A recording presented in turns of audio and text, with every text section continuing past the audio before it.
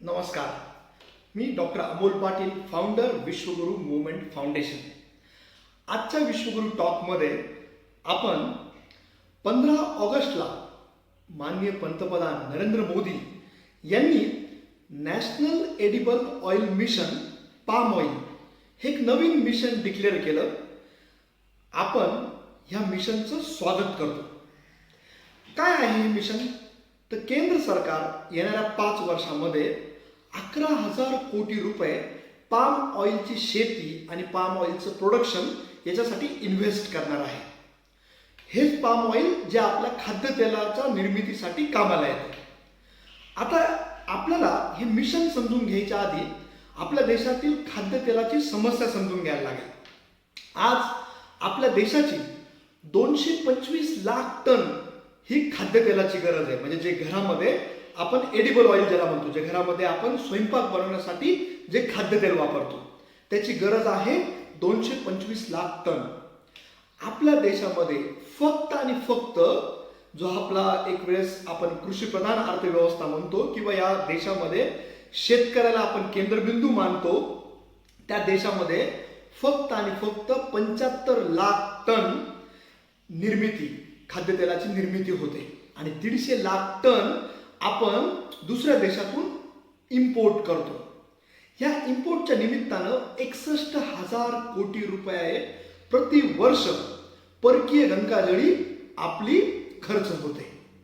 आता बघा, ही किती मोठी आयरनी आहे मित्रांनो, की एक त्रिकोण पकडा. त्या त्रिकोणाच्या एका बाजूला आपल्या देशातला तरुणी उद्योगधंद्याच्या संधी शोधताय. कोविडच्या पार्श्वभूमीवर रोजगार निर्मिती होत नाहीये, आहे तो रोजगार हातातून निघून गेलेला आहे आणि उद्योगधंद्याच्या नवीन संधी शोधताय. हे एका बाजूला झालं. दुसऱ्या बाजूला आपल्या देशातला जो शेतकरी आहे तो दशक आपण त्यांच्या आत्महत्यांचं गाठोडं घेऊन फिरतोय. ते दुःख आपण सहन करतोय आणि ह्या जर 150 लाख टन आपण खाद्यतेल जर इम्पोर्ट करतो तर त्यासाठी लागणारा जे तेलबी आहे त्याची प्रोडक्शन करण्याची कॅपॅसिटी शेतकरी राखून ठेवतो, परंतु तो शेतकरी आज परेशान आहे कारण त्याच्या पिकाला भाव भेटत नाहीये. या त्रिकोणाच्या शेवटच्या भागामध्ये आपण येतो, जे आपण ग्राहक आहोत, जे आपण खाद्यतेल वापरतो. तर 11 वर्षाच्या इतिहासातल्या सगळ्यात जास्त रेटचं खाद्यतेल आपण आज विकत घेतोय. तर ही झाली समस्या.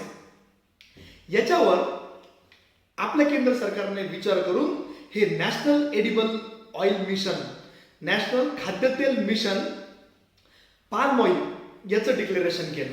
आता आपण या मिशन विषयी समजून घ्या. या अनाउन्समेंट विषयी आपण जरा समजून घेऊ. केंद्र सरकार म्हणतं की आम्ही पाम ऑइल प्रोडक्शन साठी 11,000 रुपये इन्व्हेस्ट करू. त्याच्यामधला मेजर पोर्शन केंद्र सरकार करेल, काही भाग राज्य सरकार करेल. तर याच्यात केंद्र सरकार काय करणार आहे? याच्यामध्ये पाम ऑइल प्रोडक्शन मित्रांनो आपल्याला वाढवायचं आहे, कारण खाद्यतेल निर्मितीसाठी जो पाम ऑइल लागतो आणि अजून अशा अनेक गोष्टी आहे, म्हणजे तुमच्या मेकअपच्या साहित्यासहित अनेक गोष्टींसाठी तुम्ही जे फास्ट फूड वापरता त्यासाठी खूप मोठ्या प्रमाणात पाम ऑइलची गरज असते. परंतु आज आपण 98% पाम ऑइल हे इम्पोर्ट करतोय मलेशिया आणि इंडोनेशियाकडून आणि त्यासाठी आपण आपली परकीय गंगाजळी ही बाहेर जाऊ देतोय.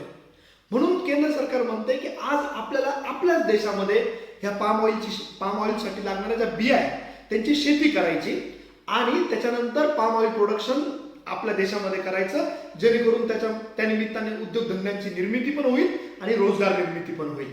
सुरुवातीच्या टप्प्यामध्ये नॉर्थ ईस्ट कडची राज्य आणि अंदमान निकोबार या राज्यांवर फोकस केला जाणार आहे आणि 3.5 लाख हेक्टर फक्त आज आपल्यामध्ये पाम ऑइल साठी लागणाऱ्या ज्या बिया आहेत त्यांची शेती होते. परंतु केंद्र सरकार म्हणते 2025-26 पर्यंत हे पाम ऑइलचं प्रोडक्शन, या पाम बियांची शेती आपण या मिशन मध्ये 3 पट करणार आहोत. पाम ऑइल साठी अभ्यास करणारी जी केंद्र सरकारची जी कमिटी आहे ती म्हणते की या देशामध्ये 28 लाख हेक्टर शेती मध्ये पोटेन्शियल आहे की जिथं पाम ऑइलची शेती होऊ शकते किंवा पाम बियांची शेती होऊ शकते. परंतु आज केवळ आणि केवळ 3.5 लाख हेक्टर मध्येच ती शेती केली जाते. याच्यामध्ये केंद्र सरकार काय करणार आहे, तर सर्वात पहिले फंडिंग करणार आहे, शेतकऱ्यांना ते फंडिंग देणार आहे. दुसरं ॲश्युअर्ड प्राइस म्हणजे या पाम बियांसाठी हमीभाव देणार आहे. तसंच तिसऱ्या टप्प्यामध्ये त्या प्लांटिंगसाठी लागणाऱ्या ज्या क्वालिटी बिया आहे त्याची पुरवणी करणार आहे, त्याचा पुरवठा करणार आहे. तसंच प्लांटिंगसाठी लागणारं जे इनपुट आहे ते केंद्र सरकार शेतकऱ्यांना प्रोव्हाइड करणार आहे. सो बढिया. याच्यातून आपल्याला असं दिसतंय की येणाऱ्या 5 वर्षामध्ये डेफिनेटली पाम ऑइल प्रोडक्शन ही शेती आपल्या देशामध्ये वाढीस होईल.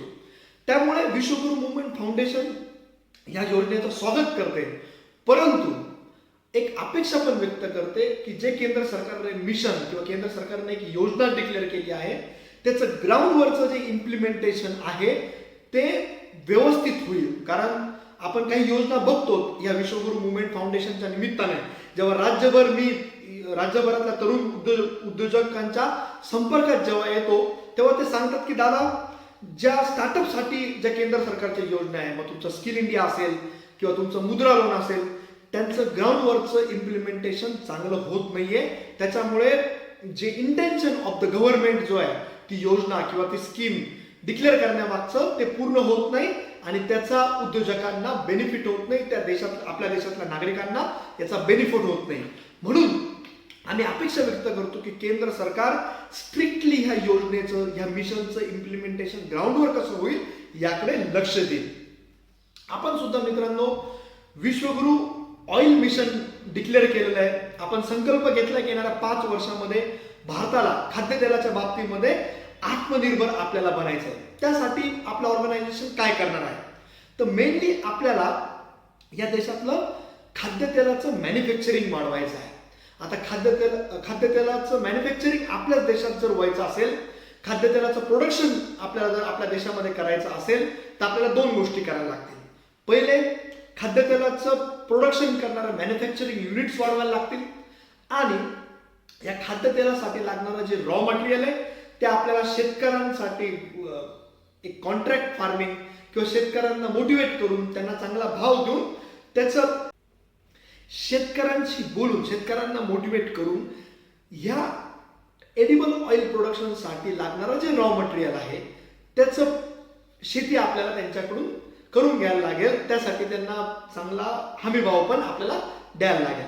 आता मॅन्युफॅक्चरिंग युनिट कोणते वाढवायचे? 2 प्रकारचे मॅन्युफॅक्चरिंग युनिट वाढवायचे. एक जे रिफायनरी ऑइल, जे लार्ज एंटरप्रेन्योर्स आहे, जे मोठे मोठे उद्योगधंदे निर्माण करू शकतात की ऑलरेडी त्यांचे मोठे उद्योगधंदे आहे ऑइल क्षेत्रामध्ये, त्यांच्याकडून मॅन्युफॅक्चरिंग युनिट वाढवणे, या देशामध्ये रिफाईन ऑइलचे मॅन्युफॅक्चरिंग युनिट वाढवणे हा एक भाग झाला. आणि जे स्मॉल एंटरप्राइजेस आहे किंवा ज्यांना स्वतःचा उद्योगधंदा आज सुरू करायचा आहे त्यांच्यासाठी लाकडी घाण्याचे छोटे छोटे युनिट्स गावागावामध्ये, तालुक्यामध्ये उभे करणे. या लाकडी घाण्याच्या अनेक सक्सेस स्टोरीज तुम्ही यूट्यूबवर बघू शकता की एक मिनिमम इन्व्हेस्टमेंटमध्ये तुम्ही लाकडा घाण्याचं स्वतःचं मॅन्युफॅक्चरिंग युनिट हे उभं करू शकता. याच्यामध्ये तुम्ही शेंगदाणा तेल, खोबरा तेल, करडई असे अनेक तेल तुम्ही तिथं प्रोडक्शन करू शकता आणि तुमच्या गावाला खाद्यतेलाच्या बाबतीमध्ये आत्मनिर्भर बनवू शकता. आपण जी विश्वगुरू ऑइल मिशन ची जी योजना बनवतोय त्याच्यामध्ये गावागावामध्ये ऍटलिस्ट एका गावामध्ये एक मॅन्युफॅक्चरिंग युनिट उभं करायचं आणि तो जो मॅन्युफॅक्चरिंग युनिट असेल लाकडी घाण्यावरचा तो त्या गावाची तेलाची गरज पूर्ण करेल आणि त्याच्याने उद्योगधंद्यांची पण निर्मिती होईल आणि रोजगार निर्मिती पण होईल.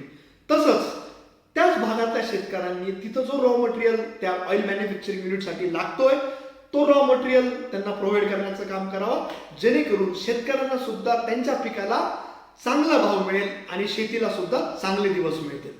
नो डाऊट जेव्हा आपल्या देशामध्ये ऑइल मॅन्युफॅक्चरिंग होतोय मोठ्या प्रमाणामध्ये, आपली इम्पोर्टवरची डिपेंडन्सी कमी होते, तेव्हा ग्राहकाला सुद्धा चांगल्या रेटमध्ये एडिबल ऑइल मिळेल.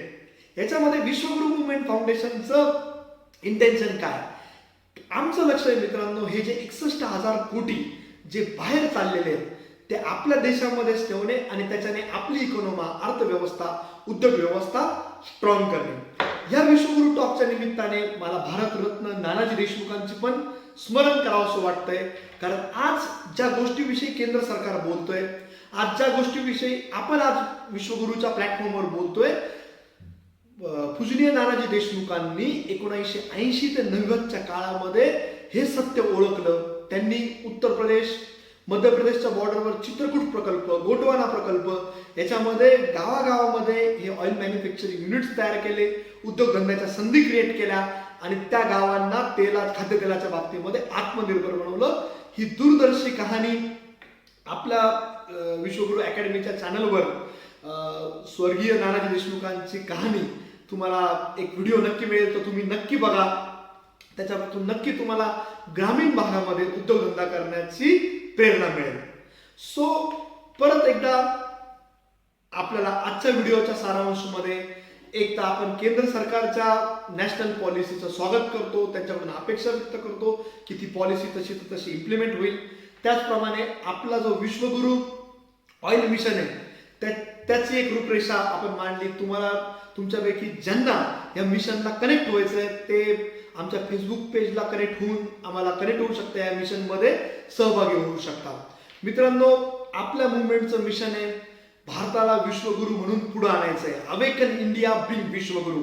आपलं विजन आहे 2034 पर्यंत $11 ट्रिलियन वरती आपल्याला इकॉनॉमी घेऊन जायची आहे. आणि जर $11 ट्रिलियन इकॉनॉमी जर बनवायची असेल तर जसं आपण आज ऑइलचा इश्यू डिस्कस केला आणि त्याच्यातून आपली अर्थव्यवस्था बळकट करण्याविषयी बोललो, असे अनेक मॅन्युफॅक्चरिंग युनिट आपल्याला आपल्या देशात सुरू करायला लागतील.